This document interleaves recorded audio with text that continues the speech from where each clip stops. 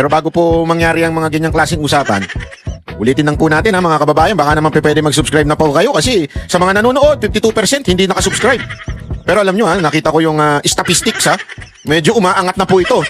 Marami na po ang nanonood na nakasubscribe. Pero kung maaari pa, yung iba pa, yung remaining na nanonood, baka naman pwede hong tayo mag-subscribe. Okay. Ito na nga, pag-usapan na po natin.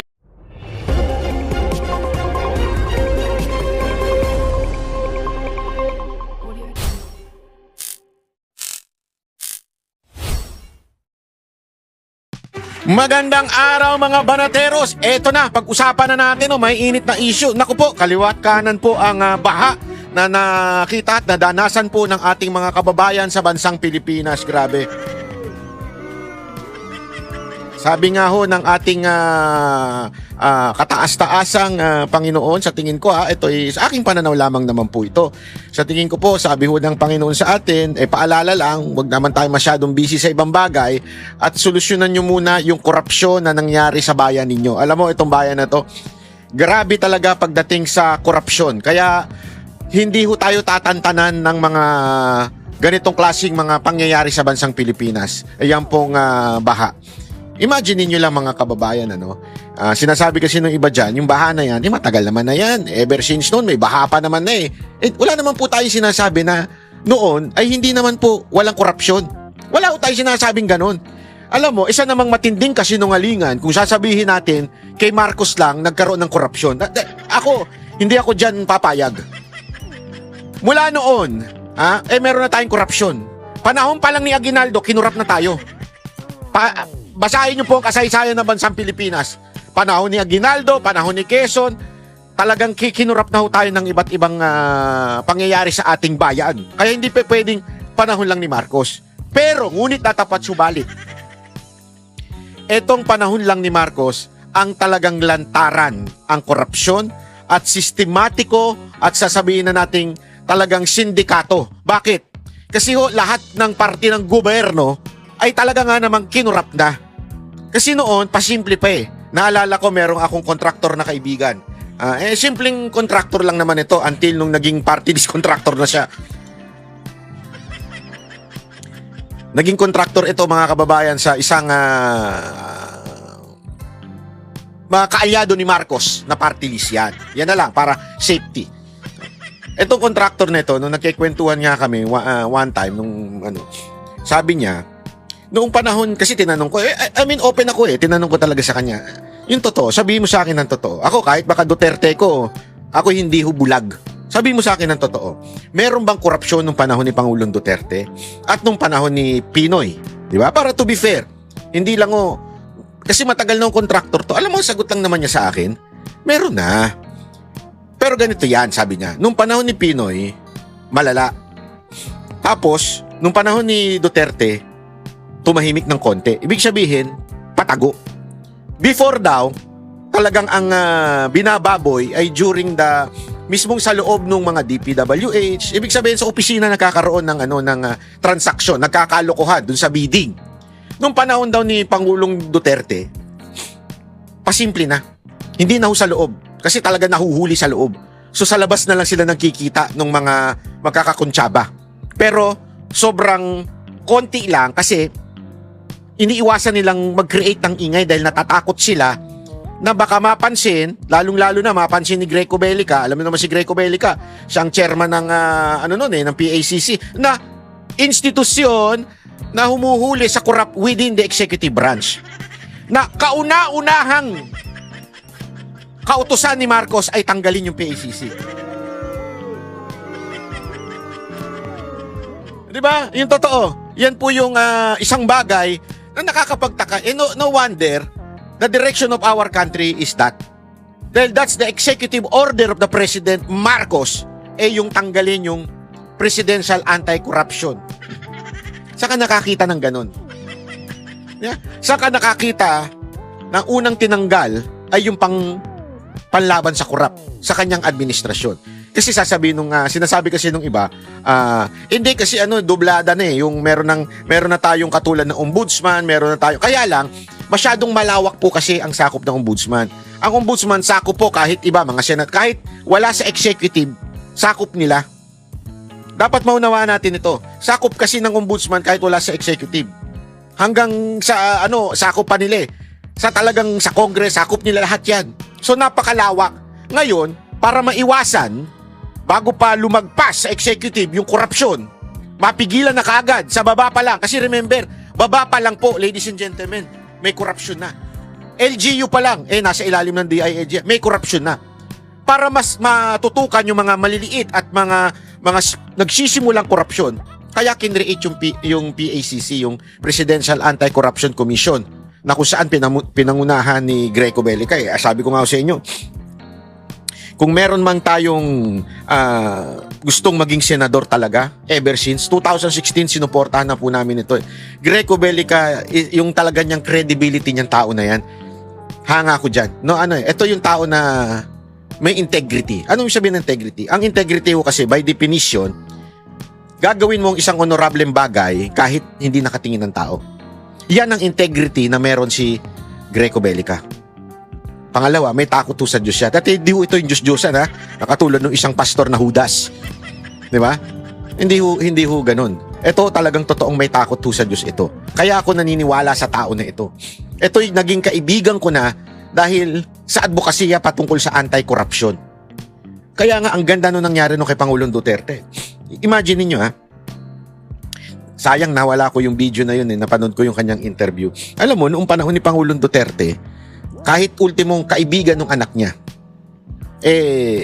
nadali, nabanggit. Di ba? Yun yung panahon ni Pangulong Duterte yun. Kung maalala nyo yung district engineer na pinalipat-lipat, kanino ho yun? Anak ko na kaibigan daw, di umano ha, yun yung claim niya. Claim niya ho yun sa kamera na kaibigan niya mga Duterte. Pero gayon pa man, binanggit ho ni Pangulong Duterte yan sa kanyang talk to the people, kung maalala nyo, na isang party list. Na ngayon, kasangkot din po sa flood control issue at scandal. So ituloy ko lang kwento ko. Anong pinagkaiba? Yung ngayon daw, garapalan na. Yung ngayon daw, talagang abutan na ng pera sa opisina. Yung ngayon daw, para bang proud pa sila, para bang ganito eh. Yung before, yung kay Pangulong Duterte tinatago, talagang tagong-tago nila. Ngayon daw hindi, nagyayabangan in public, among sa offices daw, nagyayabangan kung magkano nakuhang kickback. Ibig sabihin, nagpapataasan pa. Pare, magkano sa'yo, nakuha mo? 3 manok lang ako, 10 manok lang ako. Ibig sabihin ng manok, milyon eh. Oh. Ako, isang baboy. Ano yun? Bilyon. Sabi, ganun daw, yabangan na. As in lantaran, isipin mo, di ba yung kwento nga nung mga Marines, mamaya pag-uusapan natin yan ha, ang kwento nga nung mga Marines, papasok sa opisina ni Speaker, paglabas may daladalang pera. At sino may dala? Tauhan ba? Hindi. Mismo yung congressman. Ganun daw katindi ang garapalan. Di ba? Ang lupit, sabi ko nga, kakaiba. Hindi kasi alam mo, you cannot eradicate 100% ang corruption. Maniwala ko kayo, kahit anong bansa, hindi mo ma-eradicate yan. Meron at meron. Sabi nga nila kahit yung Japan daw, meron. Oo, meron. Pero, pag nahuli, maniwala ka. Hindi na kailangan iba sa social media. Alam mo yon, yung kahihiyan sa social media, hindi na kailangan nun. Talagang matik magre-resign yan. Hindi lang nga magre-resign, mag-aano pa eh. Ganun sila talagang konting mistake. Pero sa atin, proud pa, animal. Ganun katindi, proud pa. At ang yabang pa. Lantaran ng walang flood control. Sa kanyang lugar, lantaran pa. At ganyan ang nangyayari sa Pilipinas ngayon. Bakit? Etong anak ni Marcos, na si Sandro Marcos, ay tila binabago ang kwento. Tila dinadivert ang mga issue sa ating bansa. Dito magtataka ka talaga eh. At alam mo yon, parang ganito na ba katanga ang taong bayan para maniwala sa tao na to? Tangin na lantaran po ang flood control issue dyan sa lugar nila. Kaliwat kanan ang baha dyan sa lugar nila. Meron tayong isang vlogger na pinuntahan pa mismo yan. Si di ba yung idol natin yun, sumasayaw-sayaw? Sayang ang bayot, di ba? Yun mismo pinuntahan niya.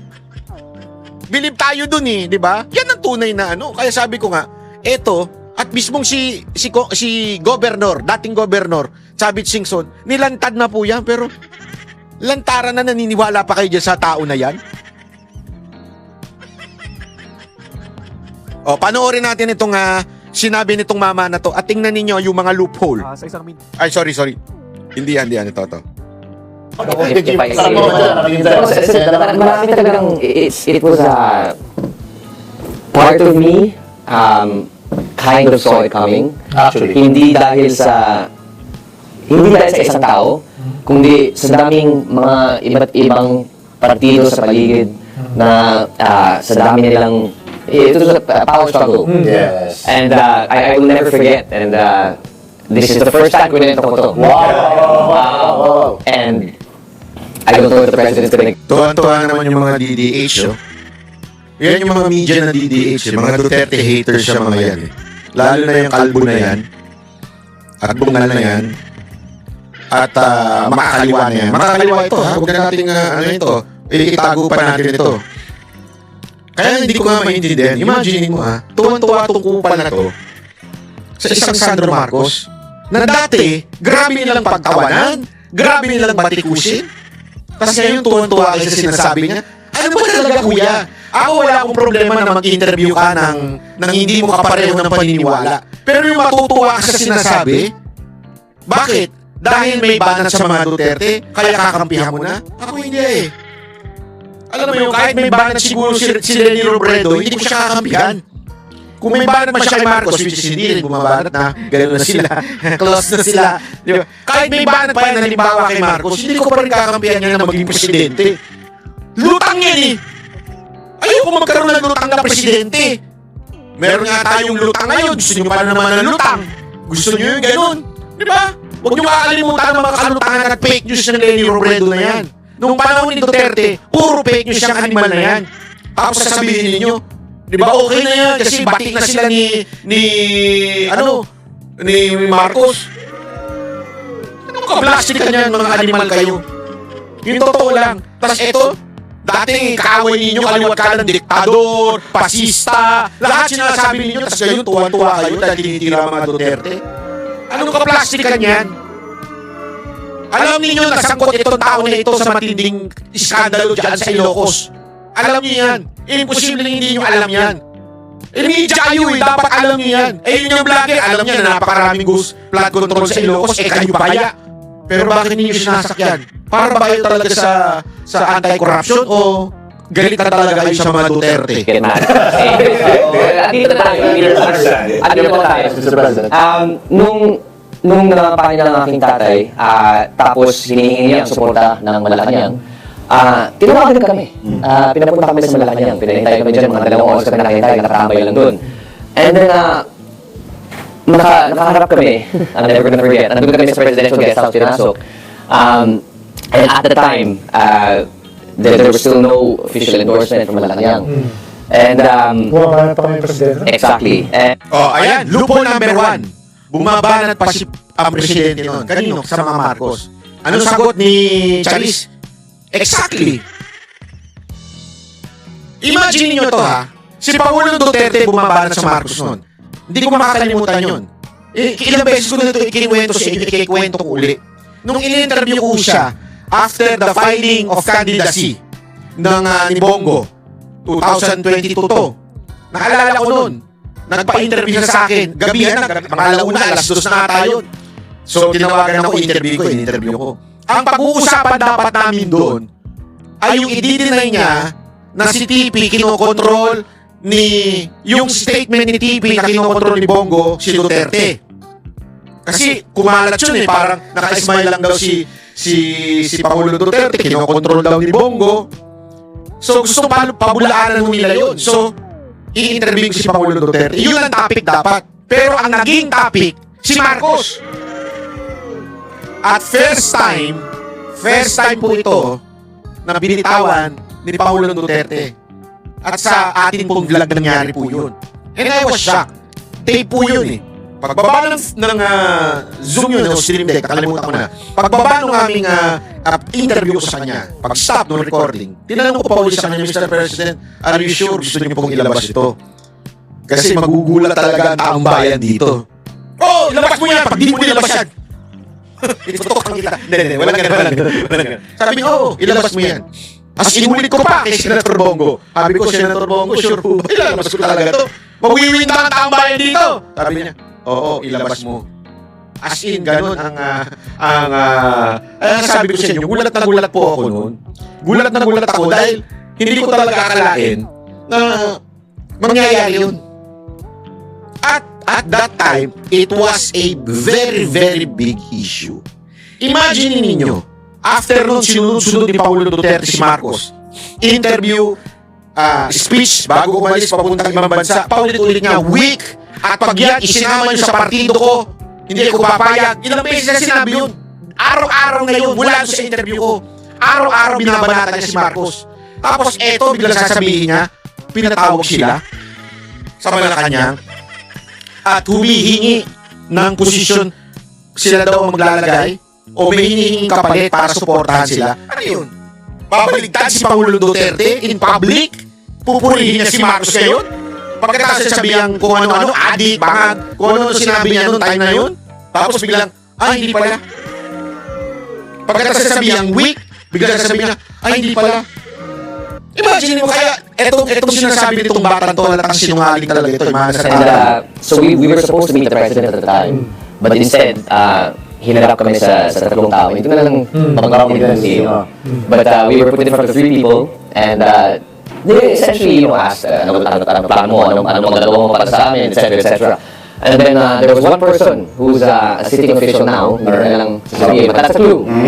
He's a sitting official now. Sinabi niya kay Pangulo na, sige, supportahan ka namin on the condition that kami yung mamimili ng ES, kami yung mamimili ng Speaker, kami yung mamimili ng Senate President, kami yung mamimili ng Secretary, basta marami silang hiningi.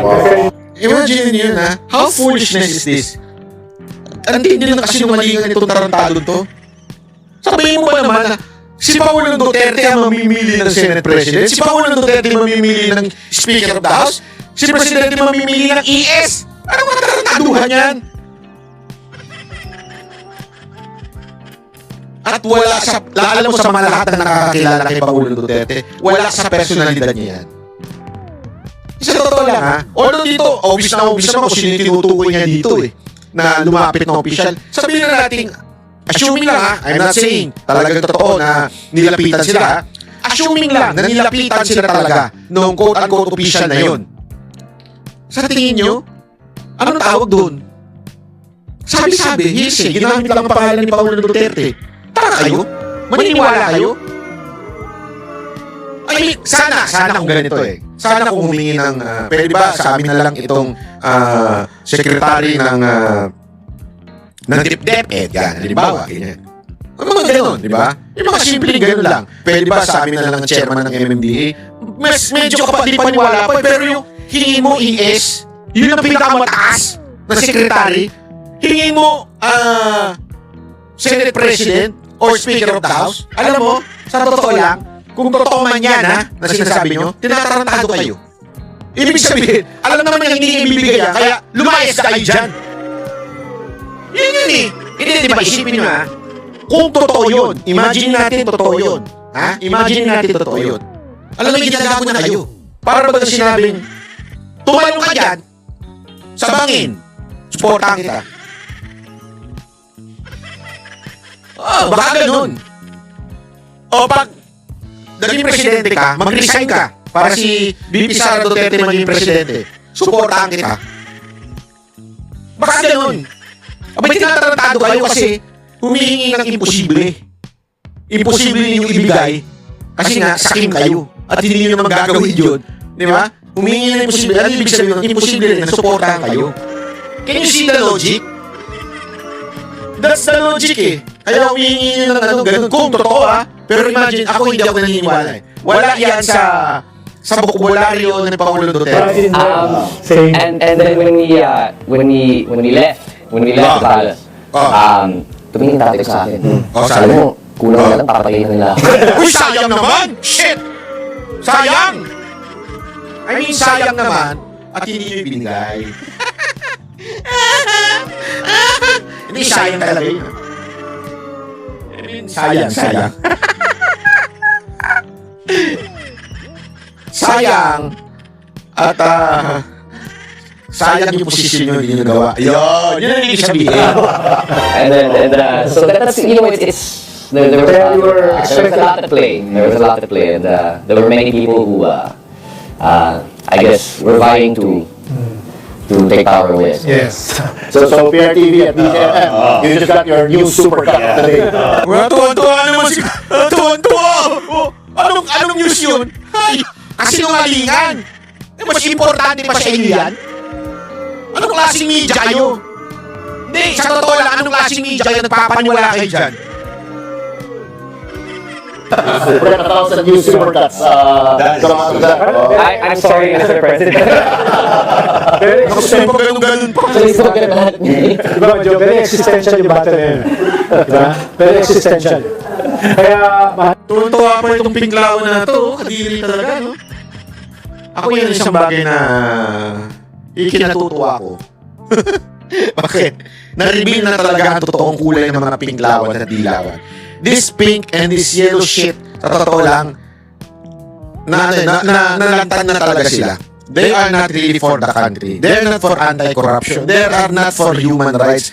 No. They are only for their power. Mga self-centered na mga tao ito. Mga, alam mo yun, pangsarili lang talaga iniisip nila. To the point that kaya nilang lunukin ang mga Marcos. Imagine nyo yun, no? Kaya mong lunukin ang mga Marcos for the sake of what? For the sake of what? Kasi we hate Duterte. Yun eh. Yan yung mga mukhang ganyan. Pero mukhang hindi pinagkakatiwalaan talaga eh. Tapos ito pa. Dinagdagan pa nito. Sa isang media interview po ay nabanggit ni Congressman Sandro Marcos na may revelations po siya tungkol doon sa sinasabi na concessions na hiningi ng Duterte administration in exchange of endorsing him po noong 2022 elections. May further details po ba tayo dito kung ano po yung mga, sino po yung mga nasa likod at ano po yung mga hiningi? Actually, tinanong ko rin mismo, si Pangulo, kanina. At ang sabi lamang sa akin ay, he has raised his kids well. Uwe?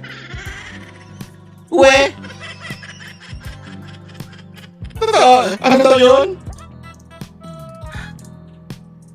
Nag-nirace daw niya yung anak niya ng maayos. Talaga ha? Tuloy. And his son, Kong Sandro, will not lie. Yun na po ang binigay na Naalala niyo yun? Naalala, hindi ko lang kasi mahanap yung video na yun eh. Yung diling-diling si Sandro Marcos dahil nagbeso yung tatay niya si BBM. Ganun kabastos si Sandro Marcos na yun. Naalala niyo yun? May video yun eh, na hindi ko lang kasi ano eh.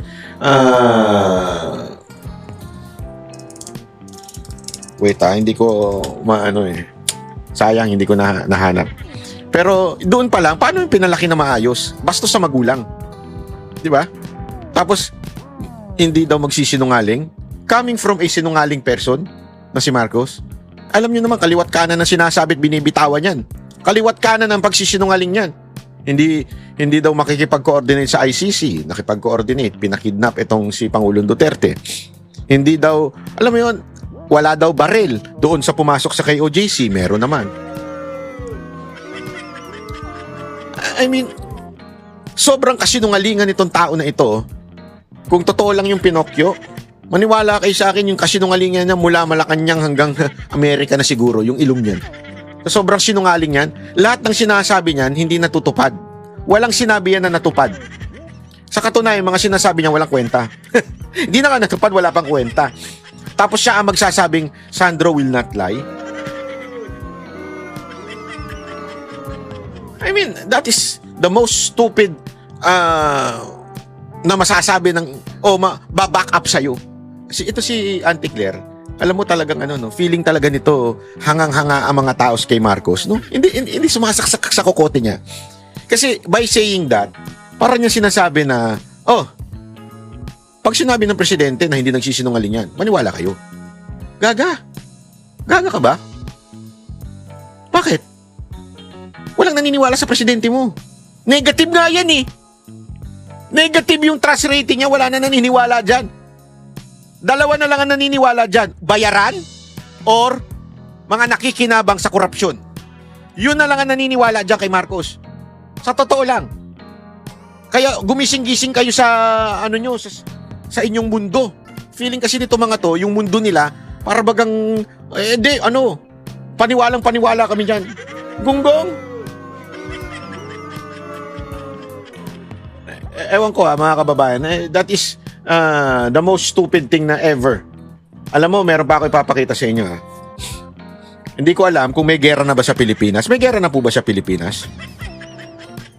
Ha? May gera na po ba?